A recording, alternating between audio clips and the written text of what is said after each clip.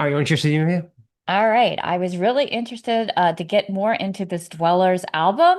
So thanks for Joey for giving us all the behind the scenes. And we even find out that his Dwellers is a little bit more of a dictatorship, where Iota is a democracy. Who Mm, knew? interesting. Take it away. Been really digging the album. It's just such a classic. It's something you don't get much of in these days, in my opinion. A really good mix of I know some people refer to you as stoner rock. I don't necessarily agree with that. Yeah, thank you. And then Good. some That's people good to call you hear. blues, and I wouldn't really agree with that. But Yeah. it's really a good mix of I think a lot of different things and genres kind of put together. I don't know if you could put it. It's like a square peg. You can't put it in a round hole. Just it's not going to work. Right on. Yeah, I like that. I'll take that. Because I saw you listed as stoner rock, I'm like, no, this is not. Everybody's got to Other things. everybody's got to have a genre that they can call their own. Yeah. So, Yeah, and PR firm agencies and bands and labels, everyone always asks you to self-identify as a genre these days. yeah. You're submitting things and stuff, and that's for me, that's one of the hardest things to do because I don't necessarily. I mean, I'm a metal kid. I'm an old Hessian. I grew up on metal, but the way what comes out of me is just a mix of I think everything that I've ever listened to. So yeah. Yeah. So I like the name dwellers, and I was kind of thinking of what that might mean, and it's like defined as a person who inhabits a particular place. So where do the dwellers dwell, or is it more of like an internalized dwelling? Uh yeah, it's I guess it's kind of spiritual in nature, so a little bit. There's a little bit in there. I think we're all dwelling on the cusp of one thing or another, decisions or next phases of life, moment by moment. So I think that's kind of what it was inspired from, was that moment to moment thing. When I got together with the original drummer, I asked him if he wanted to jam, and I said the only rule for this band is that we're not going to try to define it. We're just going to go with kind of the gut, and we're going to play whatever feels good. And I guess Dwellers kind of came from that because we felt like we were dwelling on the edge of you know one decision or the next in terms of what we Yeah. wanted to play. Yeah. It doesn't make you think of any one genre of music. It could be anything. Yeah. Yeah. Yeah. I like that. Yeah. That's kind of what we're going for. Yeah. Well, 11 years is a long time Yeah. between albums. So, uh, what was the catalyst that brought Corrupt Translation Machine around? And was it kind of a slow climb back, or was it like a floodgates opening kind of thing? Yeah, probably the latter. Floodgates for sure. Yeah, there was Dwellers released Pagan Fruit in 2014, and we got,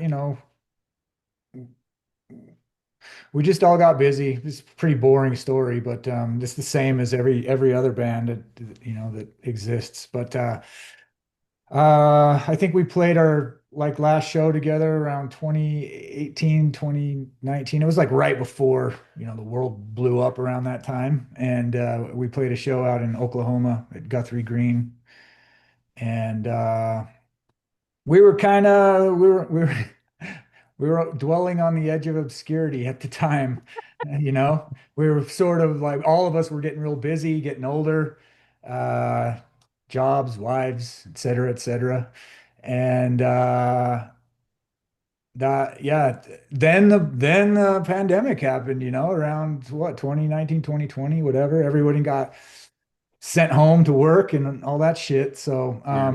I was actually sitting at home a lot, and I got sent home from work. And I think at that time in my life, I was just kind of resigned to think, I don't play music really anymore, like live music. Of course, I played at home, but And then my buddy Dave, he was the bass player from previous bass player from Dwellers. He decided to start up a new project. It's called Hibernaut.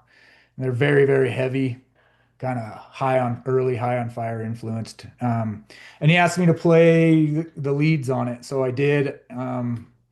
It's been a while since I'd recorded, and that just opened the floodgates from there. And then I just started writing again. Also, I have another band called Iota that released an album called Pentasomnia and last year, and that record was recorded in 2018, 2019, and then it took us until, you know, around middle of that, the pandy to finish it. Yeah. So I think kind of there was people had time. We weren't, nobody was really going out and doing stuff. So everything was kind of compressing as it was. There were anxieties, there were all kinds of things happening. And Yeah. and then I had some personal stuff in my life too. My wife got really sick with this genetic condition that she has, and she ended up having to get a surgery. She was on oxygen for a while, ICU visits, all that stuff during this same time. So uh, Yeah. that kind of Dave asking me to play leads on his record, and then that going through that with my wife, it just sort of, that you need to put that stuff somewhere. And so a lot of that came out in this record, and that's sort of the catalyst for how this came out.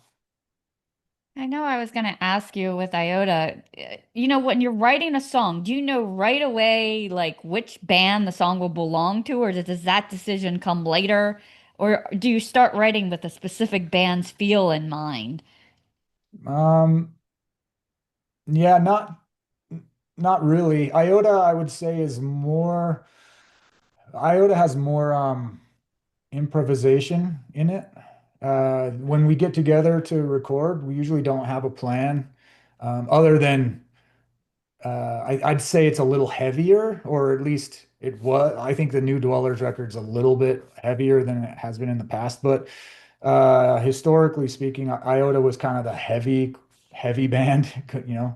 Put the sticker on the label. This is heavy, Right, right. and Elephants. yeah, and then just tons of improv. We would even Pentasomnia was we there was nobody brought anything kind of preconceived to that. We just said, let's book some time together. We booked 2 weeks, and then we wrote that record just in the studio together. Come up with the structure, and then hit record, and then that was it. And then Dwellers is more me writing, and then I compose all the parts, bass, guitars, keyboards, drums, and then I essentially just teach that to the rest of the guys. So that's for the main difference. Yeah, So this band's a little more of a dictatorship and the other one's more a democracy. yeah, yeah, pretty much. Yeah, yeah. Dwellers is my imagination. Just this is what I did, and I show it to people, and if they dig it, then we go for it. Yeah. Um, so Salt Lake City has a pretty eclectic music scene. How does your hometown vibe influence the chaotic yet tight record on this, the tight sound on this record? Is there a Salt Lake City sound that you're either embracing or breaking away from?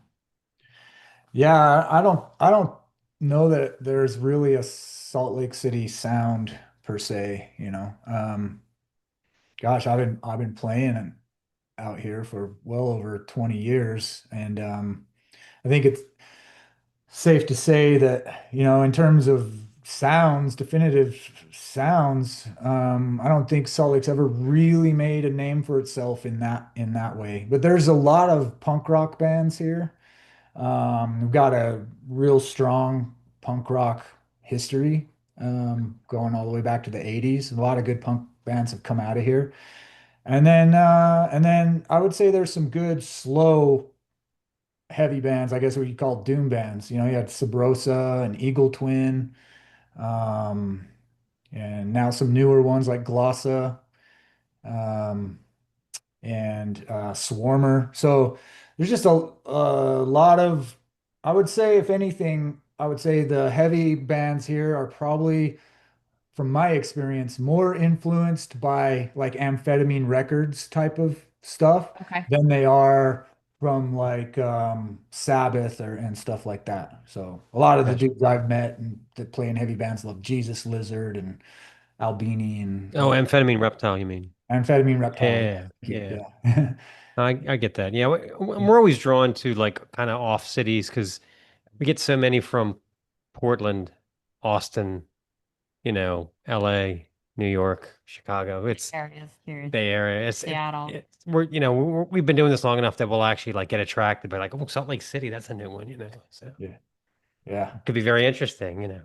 Yeah, it's a mix, eclectic. So there's a lot of musicians here because of the LDS culture. The LDS do value music, and teach kids from a young age piano and musical theory. So, but obviously it's different kind of music. So, but then those kids go out and they play rock and roll. So I don't know. We Yeah. got a mix of heavy and we're a Western territory, so there's some Americana in there. Yeah, yeah. Very cool. Yeah, yeah. Although our Yeah. documentary I've seen on LDS makes me terrified. I Yeah, guess Hmm. I guess they're only spotlighting the horrible things. I'm like, ah, yeah. Well, I've lived here my whole life, so it's uh, either I'm either I'm just indoctrinated or it's not as scary as TV makes it out to be. One, I Yeah. don't know which is which.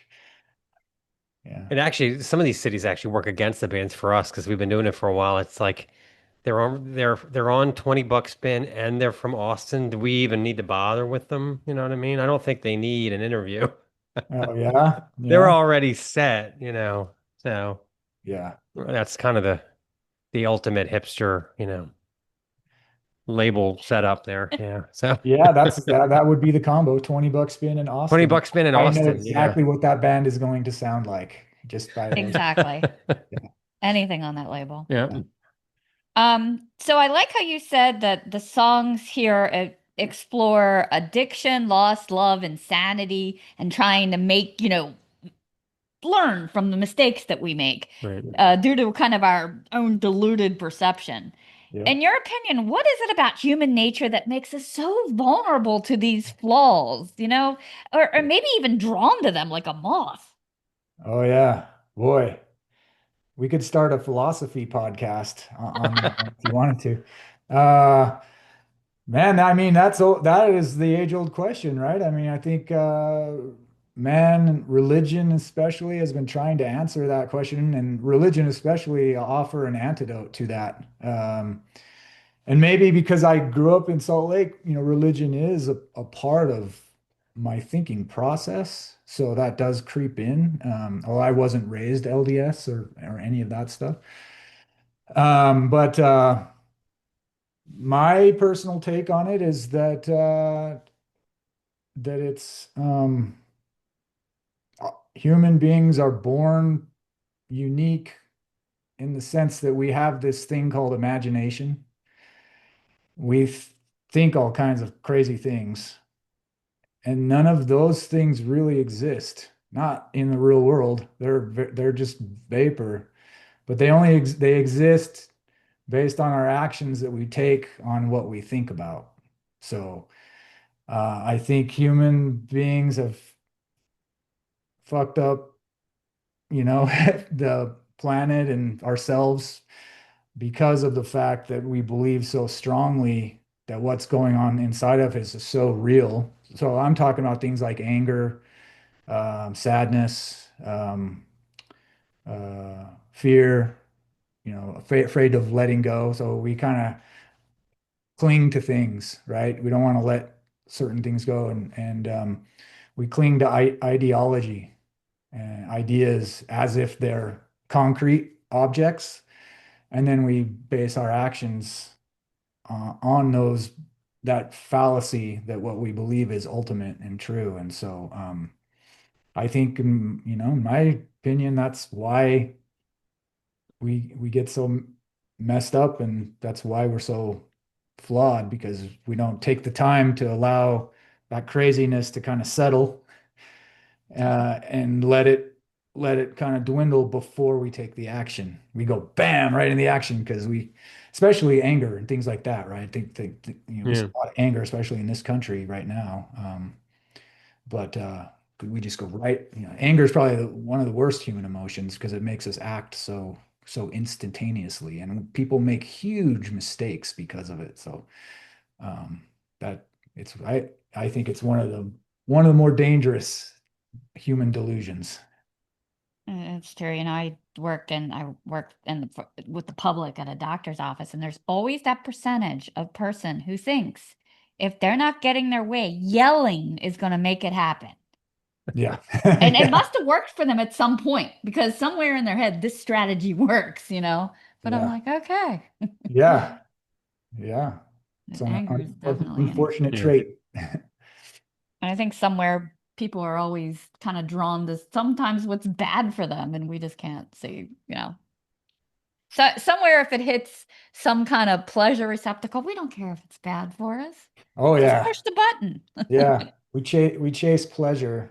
And that, yeah, I think that's a lot of what this record is about, is, the addiction side, the insanity, chasing that pleasure, chasing the thing that's going to make things okay, constantly Yeah. looking for the next feel good, moment. I don't know, I'm not saying that we need to sit there and not find pleasure, but I think we just need to realize that even pleasure is temporary.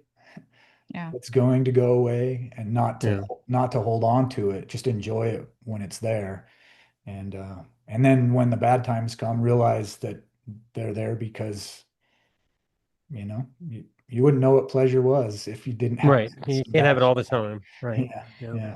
Yeah, we always feel that way. We were in horrible relationships for years, but we were together when we were younger. But we didn't stay together because we didn't realize we had it good. So it Oh wasn't until yeah. 33 years later we were like, oh my God, that was good because Oh the other yeah. stuff was so bad. It's, you know, Yeah. Oh yeah, that's awesome. My wife Yeah. and I kind of like that. I mean, we've been together for a long time, but we just broke up constantly before we finally got married. Yeah. you got to experience the crappy relationships to appreciate the good ones. That's my You do. philosophy. Yeah, it's part of life. So I had a lot of fun with the title Corrupt Translation Machine because it reminded me of a Monty Python sketch called The Dirty Hungarian Phrasebook, where someone wrote a Hungarian phrase book with all really bad translations. And the poor guy's trying to use it and he keeps getting smacked by ladies everywhere he goes. Yeah. So tell me a little bit about that title and like what does it mean? What was the angle you were coming at for that title? Yeah, I was going to title the album Headlines after the opening track. Um, and because for me that song sort of opens up the album in terms of theme, in the fact that it's kind of optimistic. It follows a character recognizing all these thoughts and emotions and stuff they've been going through as not tangible in any way, not real, but rather just this thing they've been following and taking action on. But then I kind of thought that was a little bit of boring title, and so I'd written another song after this record was done, and I called that Corrupt Translation Machine. And that song's not published. It hasn't been recorded, except Okay. in the studio. But I was like, I like that name so much. And the song was, again, about similar subject matter, as I tend to gravitate towards. But yeah, the title is Corrupt Translation. The Corrupt Translation Machine is the human being. It is the perception that human beings are born with, that we project outwards onto things, and that's what it's about. There's it's got a real porcupine tree vibe, that Yeah, that title. It really does. yeah. I thought it could be the idea too that like people only hear what they want to hear sometimes. There's this filter and what's actually being said that you're not hearing that because that's not what you want to hear. So something gets lost in that translation. Oh yeah, Yeah. all the time. Oh yeah, Yeah. all the time. Yeah. I love the cover art too. It's so like, God, it looks like there's some Hindu and a mind maze and all this like different occult imagery that's all kind of drawn together. It looks like it could be on a tattoo sleeve. Oh yeah. Whose concept was that? My concept and my sister did the artwork. She's done a couple of album covers for me now, and she's just a fantastic artist. And yeah, just recently over the last couple of years, approached her and was like, "What? Why don't you do some artwork for me?" Yeah. But I just explained the title. I had the title for the album, Corrupt Translation Machine. Explained to her what it was about, and she, immediately understood it. And, it's it's not hard to understand stuff. It's just, kind of deep, a little bit of psychology, a little bit of philosophy. And she just got it immediately, and we just kind of talked through the concept, about there being a central character with the guy kind of, down in the middle bottom. He's got a blank piece of paper in front of him, and so that concept is essentially, that he's trying to get out, take action on everything that he's thinking about, but everything that he's thinking about is a little bit corrupted in some way or another. Maybe he's trying to draw, uh, you know, a fish, but there's something a little off about that fish. And so that is the visual manifestation of kind of the entire record really is human being trying to take action based on slightly diluted perception and a little bit bent out of shape thoughts. So yeah. Hey, nice kitty. We've been Yeah. invaded. I knew this was going to happen. I also didn't feed anyone, did I? This is Vladimir. He might No. have some questions for you in a little bit. Okay. He just meowed really loud. That's what made me think that. So we noticed there wasn't a lot of social media buildup for this one. You I mean, weren't like, you we're wouldn't, fighting, we're sitting down the drums yeah, I mean, track. you No. wouldn't believe through the PR people some of the stuff that we get, like, you know, the album that will drop in November and they're touting it now. It's like, oh my God, you know. So was that deliberate or like a calculated move or Um, I wouldn't say it was calculated, but I would say, yeah, it's deliberate. Maybe more the deliberate in avoiding like the preamble stuff, which I kind of have a little distaste for, just I don't know. So, being in a small band, you also have to be your own social media manager too. right, And I right.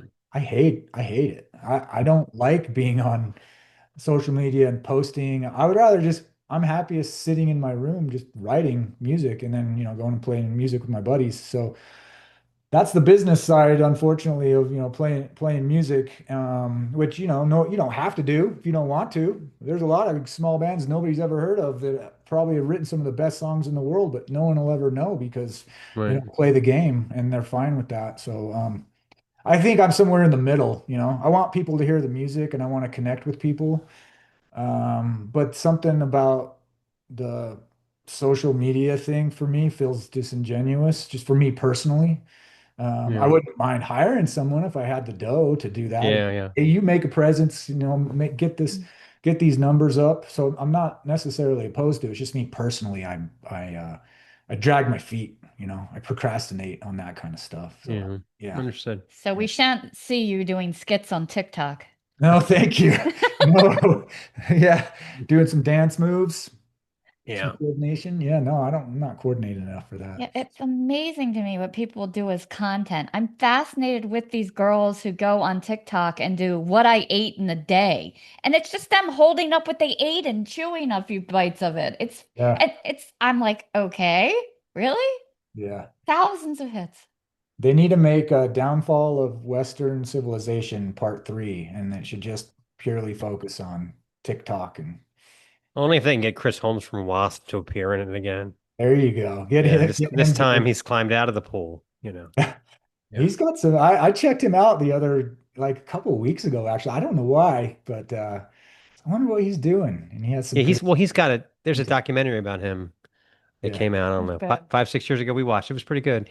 yeah, He's in Europe playing Wasp songs and sleeping in bus stations and stuff. It's pretty good. Yeah. yeah, yeah. He's So doing his stuff. he's still around. So I noticed a lot of the tracks on this album begin with like the beast, the sermon, the Yeah. maze. Was that to intentionalize like something specific or some kind of reference as opposed to like something more generalized? Like was it to frame it or No, I think it was just personal, an aesthetic choice, really. You know, I like to read, so I like things that sound like chapters, or titles. So that appeals to me. The Iota record, Pentasomnia, every song on it was and that was very intentional in terms of that was more of a concept record about dreams. And so every song was and that was intentional. And these are, I guess, that is they're for this one, they're just kind of, I guess, remnants of some of the same thinking process filtering its way through my brain. But it wasn't so much intentional for the album, more as I just like the look of it. I like the way it looks Mm. on paper. it does look like chapters, I agree. Yeah. So I really liked Inside Infinity. Were those layered vocals or is there someone singing backup creating kind of that effect? That's layered vocals. Yeah, that's me. Yep. I was sitting there trying to figure out. I'm like, is that a female or is that just another? Yeah, no, that's those are both me, which make it tricky live. So, and what we're doing rehearsals right now for live shows. So we're going through the motions of finding people that can do the backing vocals. So, yeah. I also thought it was really interesting that it's like the emotional equivalent of like you're standing at that cosmic highway rest stop where every exit sign says break up this way or not try not to cry lane, but instead it's of the sad, it's this weird mix of both pain and joy, kind of doing the cha-cha. Can you kind of unpack all that for us? Because it's like it's the happiest breakup song I've ever heard. Man, boy, I think that vibe is just kind of like my general personality. Um, I tend to be kind of a more quiet individual, and I just my outlook on life is that everything is both sad and joyous at the same time. Like you look at the world and it's beautiful and terrible at the same time. I truly just feel that. I feel like I embody that in me. It's just the way I see things, for better or worse. Um, and that song actually, so Inside Infinity is a letter to my wife, who, as I mentioned earlier, had gotten really ill. She had this genetic clotting disease and ended up forming a bunch of, you know, um, the disease itself, it creates scar tissue in people's pulmonary, uh, in their lungs, right? So in the pulmonary tissue, and so she was in ICU, and there were lots of moments where we thought that she wasn't going to make it. There were some failed procedures where she did, almost not survive. And then there was a long period of her being at home on oxygen. She was, at home, basically in palliative care, while we were waiting to get her candidate approval for a surgery that would save her life. So that song is basically me just expunging all of the crazy thoughts that I was having through that. Like, oh, I'm gonna lose my wife. Um, what am I gonna do to, she's gonna be fine, So I think part of me lyrically in there was one, I didn't sit down and be like, I'm gonna write a song about this. I didn't sit Right, down to do right. that. The lyrics Right. just came out. I wrote the music, had it, and then when I started muttering words, which is the way I write lyrics, and a lot of people do, they get in the front of the mic and they just kind of start singing a gobbledygook of melody. And whatever comes out, then there's some words. And so the words started to form, and then that's essentially what was inside of me. So, there's a line in there that says I'm falling in love with a girl who is dying. That's just literally how I felt at the time. Looking at her and going through a couple of scary moments, receiving a phone call from the surgeons at 3 a.m. asking me to okay some emergency procedure because her heart was failing. Jeez. Stuff like that. So it was a scary time. Plus the world, this was all during COVID too, but her condition God. wasn't related to COVID. So it was just a fucked up time. Yeah. Hospitals were already, you know, fucked up, and like going into them Yeah. was a burden. So yeah, that song is me talking to her. We had lots of conversations about death. I asking her specifically what she thought about that, and some of the lyrics in there are about those conversations, and yeah. Yeah, it really hit me. Like, I remember I was going through getting a divorce, and I was kind of like one of the last to know, it was happening. And I was still like, not caught up to where he was. So we're going over the divorce agreement, and I'm just miserable going over this. And he was like, well, we need to have, when you start seeing other people. And I thought, wait a minute, I'm going to see other people? I didn't even think about that. And it was kind of like a bright moment. I'm like, oh yeah, I'm gonna move on. Yeah, Hmm. yeah. Oh, there's freedom in this. Wow. Yeah. I think it's great that you made such a great song out of something so tragic, you Yeah. know? Yeah. Well, she's doing good now, so yeah, it was just, Yeah. one of those Also, one things. more part about that. I love the guitar section in that absolutely has more noodles than a cup of ramen. When you're writing, what sparks the decision to kind of add a solo or instrumental break like that? Yeah, well, I just am a lover of guitar solos, just period. I mean, I grew up in the 80s and 90s, the Yeah. guitar solo was king. Yeah.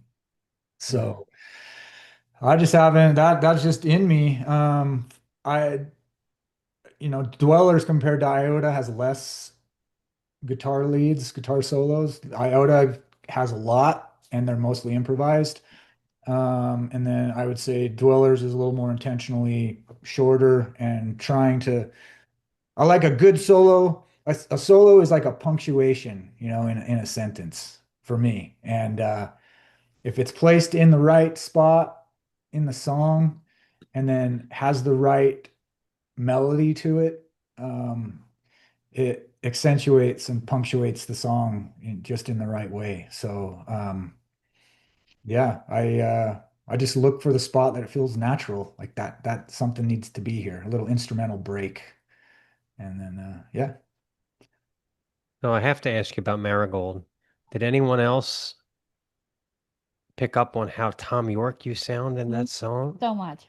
Holy cow. Yeah, dude, thanks for saying that because I mean, I was And not listening. that's the only song that's like that on the album. Like Yeah. I was like maybe he was listening to a lot of like Kid A or something. I don't know, I was listening to specifically OK Computer, Okay. Yeah. the track um God, I can't remember the name of the track. I'm blanking, but the lyric "Wake and get dressed." Um, That whole album is so fantastic. I mean, yeah. So I love Thom Yorke, and I think I was listening to a lot of Smile. So I dig the Smile a lot. I love their, just that drummer is just incredible. yeah. And then, yeah, so that's cool that you picked up on that because I think that that was in my head when I started singing that. And yeah, it's Not all, an easy sound to duplicate at all. I mean, that voice is a weapon. oh, it is. Yeah. Yeah. Yeah. He's So amazing. And he yeah. hates Muse. Like, I don't know if you ever read any interviews, but Muse like said some shit about Radiohead when they first started out, and he has never gotten over it.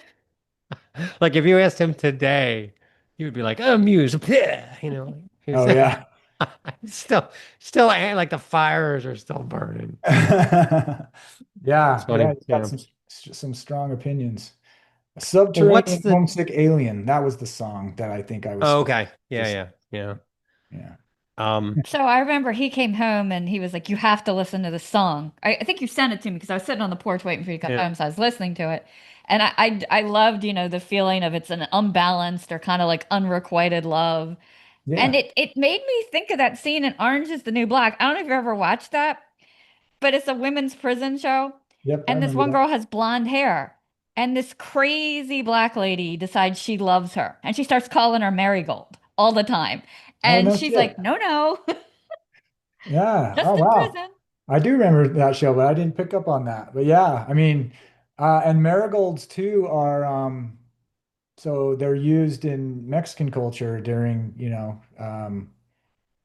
the Day of the Dead. They decorate the skulls with with marigolds Right. specifically. So they sort of emphasize beauty and death at the same time. And the song is a story about a guy that doesn't he loves his woman so much, but he doesn't realize that she's the one trying to kill him. So, That's great. What a yeah. great idea. That's awesome. He keeps saying like, I found myself in this situation, honey, you need to run, but she's the one, that put him there. So that's sort of the gist of that tune. Yeah, and there's not a lot of 11-minute songs that go by as easy as that one That's does. exactly right. Oh, thank Exactly So, you. right. were you ever tempted to cut it down because I think it's perfect like it is. Yeah, I was. And I mean, to be honest, it became my least favorite song on the album. I like the song, but it's the hardest one for me to listen to. Um, I can listen back to all the other ones and not feel self-conscious, but for whatever reason, that song makes me feel really, really self-conscious. But I think the demo might have been longer, but no, there was no attempt to shorten it. Nope, not at all. No, Just it doesn't feel like it's that long, when you're going through it. Yeah, I was really impressed with it. It drew oh, me in right away. Right oh, away. cool, right on. Thank you. So I also had a question about Made. I like how you called it the Psych Word remix. Yeah. Um, what was those trippy effects that kind of opened up with? It's like layered vocals and like this reverb circ guitar and like synths. Did you use any particular type of gear or production to produce all that? Yeah, so there's an original version of that tune. We released it as a Bandcamp only single. So you can find it on dwellers.bandcamp.com, and that is a straight version. It's and I the probably the trippiest effect on there was I used a Rhodes a Rhodes piano, this old 70s Rhodes. Actually, it's back there. I don't know if you can see it, but Okay. Yeah. I used that and I plugged that into this reverb pedal that has this really long shimmery reverb that holds the notes and just sustains them out like forever. And then I used a Moog synthesizer to add some more trippy layers. But if you listen to the original single that we released, it's pretty straight all the way through. And then I asked the guy that mixed this album if he would he's a good buddy. His name's Eric Pogemeyer. Um, and I just said, hey, dude, will you just remix this song? I just want to hear what you hear. He really liked the song. So I just said, why don't you just fuck it up? Give me a second mix. Because I'm either going to put the straight version on the CD or something else. I just let him go crazy with it. And he added all kinds of effects. He took on the original, there's drums all the way through. He took the drums out until like the last quarter of the song. And then he added, a bunch more effects to vocals. And I think he sweetened up some of the Rhodes and the synth that was already there, added some more reverb. And there's some like, filter effects, some flange, stuff like that. So that dude's amazing. He does his own, like, he has his own synth projects and stuff too. So I knew he would do good work. So it came out cool. So that's the one I decided to put on the CD, that version. I got to get us a power cord. I'll be right back. Okay. Okay. Hold on. Well, I'll tell you a brief story while he's getting that. You do that. I actually almost got stuck in a psych ward once, so I imagine the trippiness. My daughter was getting treatment for anxiety, and the doctor was at the hospital, so we had to go up to the psych ward. So I remember my daughter was sitting there in the waiting. Somebody was losing it in the back room, and I was like, "Okay." And my daughter's like, "What's wrong with that person?" I'm like, "They're just having a bad day." So I left my purse in the exam room. I went out to go to the bathroom. And when I came back in, I went out the wrong door and I was locked in this back room. And I'm thinking, I don't even have ID on me. They're just going to put me in a straitjacket. That's going to be it. Yeah. Yeah. No matter what you say, they're just going to be like, sure, sure. Uh-huh. No, really. Sure, Yeah. you are. Yeah. I don't belong here. Yep. That's what everybody says. Although it's possibly the most trippiest song on the album. It's kind of like a kaleidoscope. It keeps changing. Yeah. So I was thinking you could have called it Acid Trip Remix as well. Yeah. That would have been a good one. Yeah. Yeah. Acid flashback. Acid flashback remix. That would have been apropos. So say someone's fresh out of the psych ward and Mhm. asks you which Dweller song to listen to for comfort. Which track do you hand them and what snack would you pair with it? Oh my God. That's a good question. Making me think. Someone just out of the psych ward. So I guess I would assume that they're probably dealing with some shit. Um, and they probably need a pick me up. Uh, I would I would probably pick headlines, I think, because I think it fits for somebody getting out of a psych ward. Lyrically, and hopefully somebody who's actually that it worked for, right? They got out and maybe they're looking to, turn a new leaf. I would give them that song in the snack. Oh, shit. Um, yeah, Airheads. I'd Oh, give that's a good that's a good sugar pick. yeah. I love it. Where The Maze is another favorite. That has such a sexy synth and bass groove, and the guitar lines are very hypnotic. So for this maze, was it something internal, like a mental labyrinth, like on the album cover, or more like an out-of-body cosmic puzzle? Yeah, probably more the that former. It's definitely about um, you know, mental. Again, the theme, kind of in the theme of the album, breaking through mental confusion. So yeah, I'm trying to think, and nothing's happening. No, yeah, that song has a lot of references to I have a spiritual teacher. And so there's some references to not necessarily to him specifically in describing him, but more things that he's, taught me or told me. Um, so yeah, being lost in the maze, being given direction. Sometimes we're given direction by people who mean very well, and sometimes that direction just gets us more more lost. So I think there's some reference to that, but yeah, it's definitely a mental thing, And then the chorus is once again just sort of more shouting into the void, so to speak, that yeah, I know that pain is involved in all of this.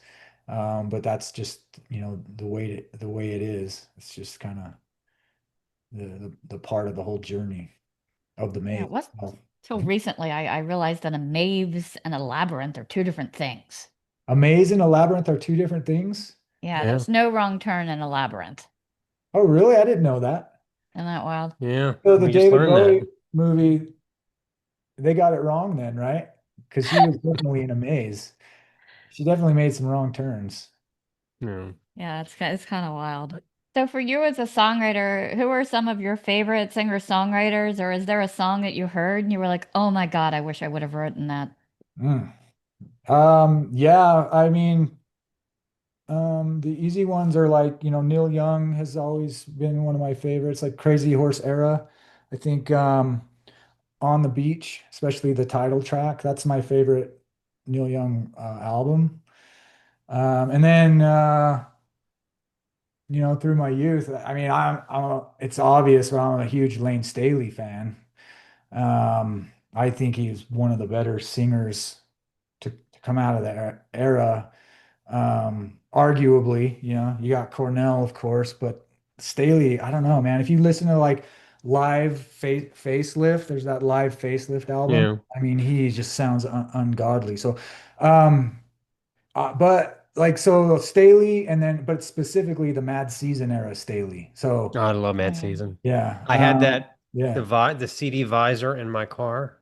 Oh yeah, That was the era when I yeah, could just go Mad Season. Thump. yep. Technology. It will never get any better than this. Yeah. Look what I can do. Exactly. Yeah. Yeah, Wait, that was the 90s. Yeah, it was yeah, great. No, you could just yeah, yell out in the kitchen. I won't say it because it'll answer me, okay, Goggle, and play yeah. this. And who would have thought we could ever do that? Right. Yeah. Yeah, wow. All right, should we play our game? Let's play our game. Yeah. So we play a game on the show. We recently re-randomized this because people always pick the same numbers, it seems like. But I have 100 questions in front of me. So I want you to pick 5 numbers between 1 and 100, which will correspond to random questions you'll answer. 5 numbers. Yes. Yeah.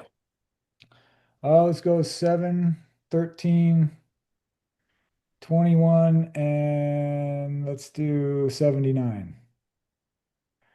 One more. Oh, one more. 86. Number 7. Do you enjoy getting dressed up or is this a hard no for you? No, I like getting dressed up. Yeah, I do. No feather boas, though. No feather boas. No. I like a But good suit. you'll do this the three-piece suit. Yeah, I do. I'd like a good suit, man. It's cool. Yeah. If my wife takes me out to dinner, I like to look nice. That's nice. I used to run the Baltimore Marathon every year, and there was a guy who ran it every year that must have been right around my pace. He ran it in a powder blue tux with tails every year. No shit.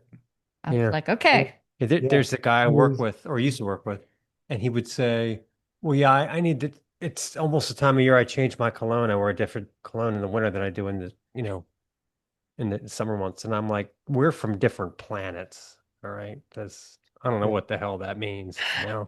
Yeah. I do not wear cologne. No, I don't. Now I don't. he changes cologne to match The the season. season, Yeah. whereas I am like, what? I'm lucky I remember to put deodorant on today. Yeah. Frankly, I mean, come I on, wouldn't know. I wouldn't know how to do that. Yeah, I have I, one scent of deodorant, and that's it. That's what I do. exactly. I Yeah. wear that, and I wear that until it doesn't work anymore. My body changes somehow, and then I Yeah, guess. much more sophisticated, much more cosmopolitan than me, I would say. Number 13. What is one thing you collect or would like to collect as a hobby? Oh, a hobby. Shit, man. I really hate collecting things, but I have more musical equipment than really anything. Guitar, I like guitars, and I like to. I both love and I hate to collect guitars because part of me hates having a lot of stuff, and but the other part of me sees a new guitar and I'm like, ooh. So I'm always selling something and getting something new. And then second from that, I like vinyl records, so I have way too many vinyl records. So I like to collect those. And I have multiple copies of like my favorite album. Yeah, I I think do too. I yes. go through stages. I'm either in acquisition mode or in trim it down mode. I'm either selling or buying. Like I either gotta gotta get rid of it or gotta buy it all back. It just Yep. does this. Yeah, It's cathartic, man, to just kind of expel everything, and Do then you do you like maybe do you collect it. go into your collection and you're like, I know I have this, and like an hour later you're like, fuck, where is it? Yes. Like, do you do that? Yes. I do Oh, that all the time where I'm like, I know I bought this. I remember where I bought it. I remember being standing in Philadelphia and buying this. Fuck, where is it? yep. And then you end up going to Discogs and buying it again. Yep. And I then do he'll all the have two time. copies because he'll find And them. then I'll find it, right? Like I think I have 3 copies of Band of Gypsies. I don't know why I have 3 vinyl copies. I Yeah. mean, I Yep. remember buying that 3 times. I do that. I think I've done that last 5 times I've been out record shopping. I brought home at least one record that I already owned that I forgot. Yeah. Oh, God. Yeah. Well, better to have 2 than none. God Yeah. damn it. Yeah. Yeah. Nope. Wear out. Yeah. All right, he picked 21. Do you like amusement parks or avoid them at all costs? Mm. I would probably lean more towards avoid. Yeah.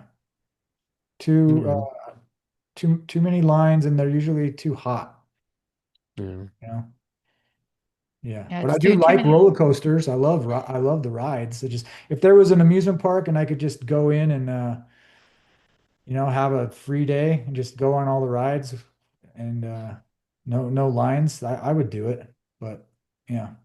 I think the last one I went to was what's Universal and that was a family trip. So every time I've been to a amusement park, it's always because of some family trip. Yeah. I'm Yeah. forced to go. It's always that, oh, the Cokes over here are only $8. It's like, did I Yeah. just say that? Right. 79. What's the smelliest thing someone could put in an office microwave? Um, Brussels sprouts. Oh, Yeah. yeah. It's bad. Yeah. Yeah. Like the whole office smell like farts the rest of the day. Yep. Yeah, I know from experience. Yeah, there's a guy that I worked with who was vegan and he just microwaved the most horrendous shit ever. Yeah.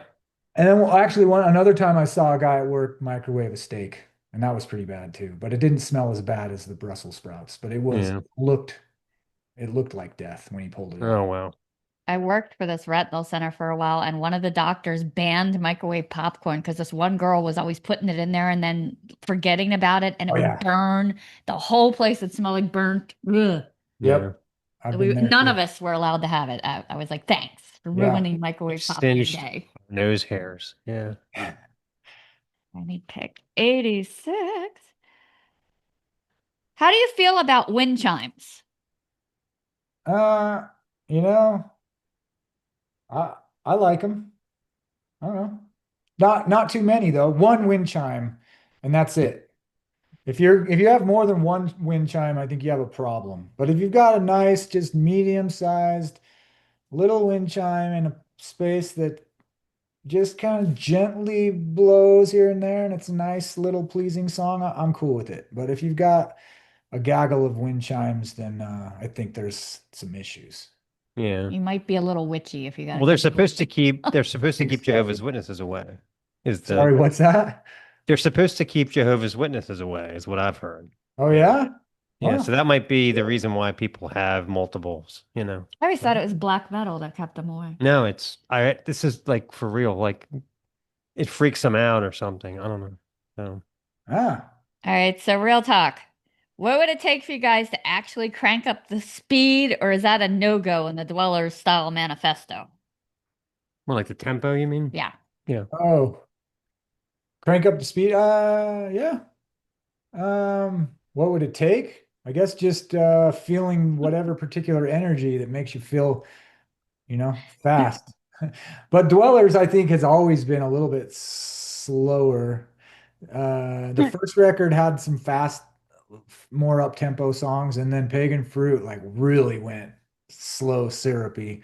Um, so I don't know, man. I guess I just need some Adderall or something like that. Give me some Adderall and co nothing but coffee for the day, and I'll write you guys a fast one next time. It reminded me when he first had me play this band Matter Mortem. I tend to gravitate to metal.